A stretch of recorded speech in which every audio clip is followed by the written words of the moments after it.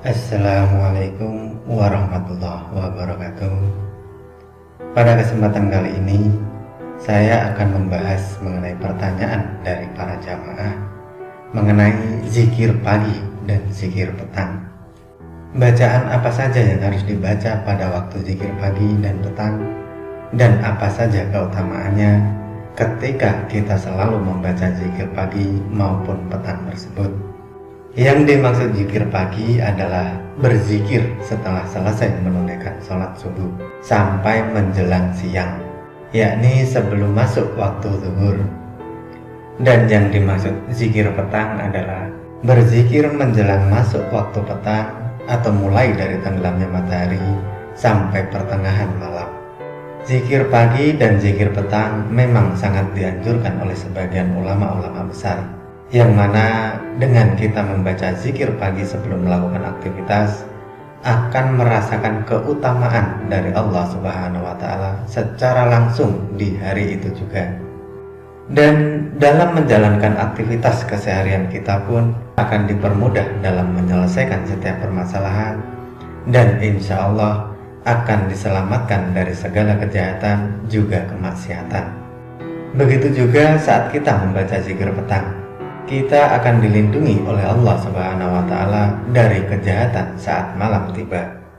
Lalu, apa saja bacaan zikir pagi dan zikir petang tersebut?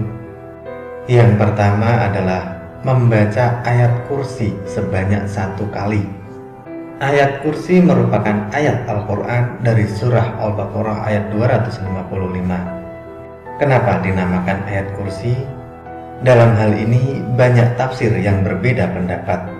Namun secara keseluruhan dapat ditarik kesimpulan bahwa yang dimaksud kursi dalam hal ini adalah keagungan dan kekuasaan Allah Subhanahu wa Ta'ala yang meliputi langit, bumi, dan seisinya, yang mengetahui kejadian masa depan dari setiap manusia, atau yang disebut dengan mengetahui apa-apa yang ada di hadapan mereka, dan yang mengetahui niat apapun dari setiap isi hati manusia, atau bermakna mengetahui apa-apa yang ada di belakang mereka.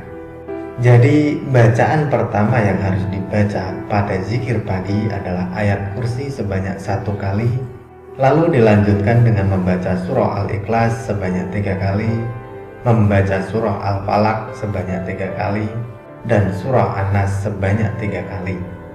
Meski sebetulnya bacaan zikir pagi ada sekitar 18 bacaan zikir yang harus dibaca, akan tetapi 4 bacaan zikir itu saja dulu dijalankan secara istiqomah setiap selesai sholat subuh, sebelum menjalankan rutinitas keseharian, dan saat menjelang malam setelah selesai menjalankan rutinitas pekerjaan, dan sebelum tidur.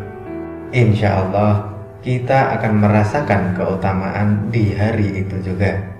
Lalu apa keutamaan yang bisa kita rasakan tersebut? Keutamaan pertama adalah saat kita membaca ayat kursi pada pagi hari, kita akan dijauhkan dari segala mara bahaya, baik yang tampak maupun yang tidak tampak.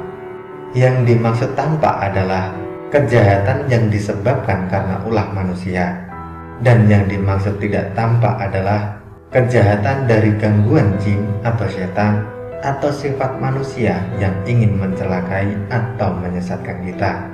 Lalu keutamaan yang kedua adalah apabila membaca ayat kursi pada pagi hari, maka kita akan dilindungi oleh Allah Subhanahu wa Ta'ala dari berbagai gangguan jin maupun setan hingga petang.